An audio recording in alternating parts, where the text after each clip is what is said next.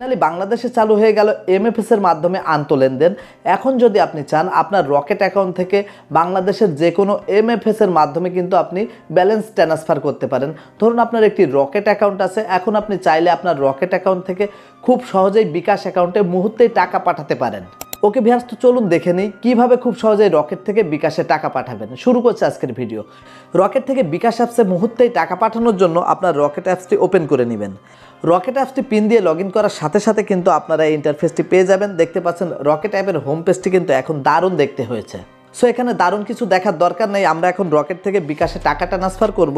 তার জন্য এখানে দেখতে পাচ্ছেন ফান্ড ট্রান্সফার নামের একটি অপশন আছে, এখানে একটি ক্লিক করবেন। ফান্ড ট্রান্সফারে ক্লিক করার সাথে সাথেই কিন্তু আপনারা এই ইন্টারফেসটি পেয়ে যাবেন।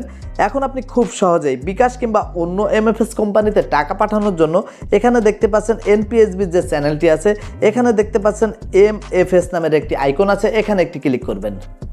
এমএফএস এ ক্লিক করার সাথে সাথে কিন্তু আপনারা এই ইন্টারফেসটি পেয়ে যাবেন। তো ঠিক ওপরের দিকে দেখতে পাচ্ছেন সিলেক্ট এমএফএস, এখানে একটি ক্লিক করবেন।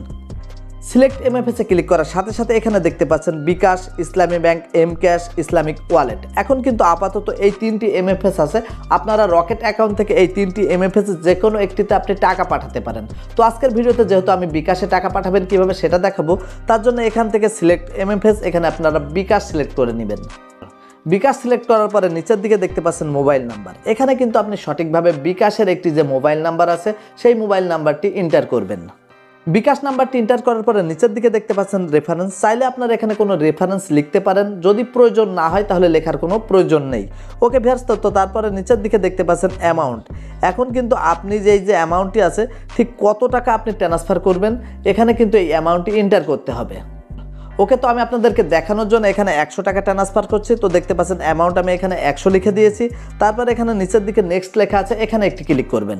নেক্সটে ক্লিক করার সাথে সাথে কিন্তু আপনারা এই ইন্টারফেসটি পেয়ে যাবেন। তো এখানে আপনারা দেখতে পাচ্ছেন এনপিএসবি চ্যানেলের মাধ্যমে কিন্তু আপনার এই ব্যালেন্সটি ট্রান্সফার হচ্ছে। তো এখানে দেখতে পাচ্ছেন ফ্রম অ্যাকাউন্ট রকেট, এবং যে অ্যাকাউন্ট রিসিভ করবে টু এমএফএস অ্যাকাউন্ট, এখানে কিন্তু বিকাশে কিন্তু আমার এই ব্যালেন্সটি রিসিভ করবে। সো ভিউয়ার্স, এখানে নাম্বার এবং সব কিছু ঠিক আছে, অ্যামাউন্টও ঠিক আছে।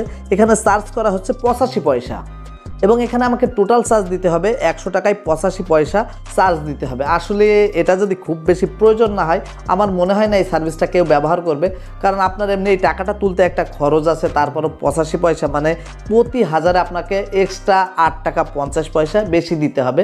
যাই হোক, এখন আপনাদের জন্য ভিডিওটি করা।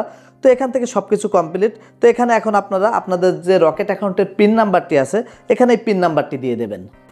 পিন নাম্বারটা দিয়ে এখানে রকেটের যে আইকনটি আছে, এখানে ট্যাপ অ্যান্ড হোল্ড, এখানে আপনারা ট্যাপ অ্যান্ড হোল্ড করবেন। তারপরে কিন্তু মুহূর্তেই আপনার রকেট অ্যাকাউন্ট থেকে আপনার বিকাশ অ্যাকাউন্টে ব্যালেন্সটি ট্রান্সফার হয়ে যাবে। ভিউয়ার্স, দেখতে পাচ্ছেন এখানে কিন্তু আমার বিকাশের যে অ্যাপসটি আছে, যে নাম্বারে আমি ব্যালেন্সটি ট্রান্সফার করেছি, এখানে সঙ্গে সঙ্গে কিন্তু রকেট থেকে যে ব্যালেন্সটা গিয়েছে সেই নোটিফিকেশনও পেয়েছি, এবং বিকাশে আমার যে ব্যালেন্সটি রিসিভ হয়েছে সেই নোটিফিকেশনও পেয়ে গিয়েছি। এখন কিন্তু আমার বিকাশ অ্যাকাউন্টটি পিন নাম্বার দিয়ে আমি লগ ইন করে নিলাম। তারপর এখান থেকে আমি আমার বিকাশের স্টেটমেন্টটা দেখাবো। তো ভিউয়ার্স, এখন আমার স্টেটমেন্টের ট্রানজাকশন হিস্টোরিতে যদি আপনারা দেখেন, দেখতে পাচ্ছেন এমএফএস টু বিকাশ, এখানে কিন্তু আমি 100 টাকা রিসিভ করেছি।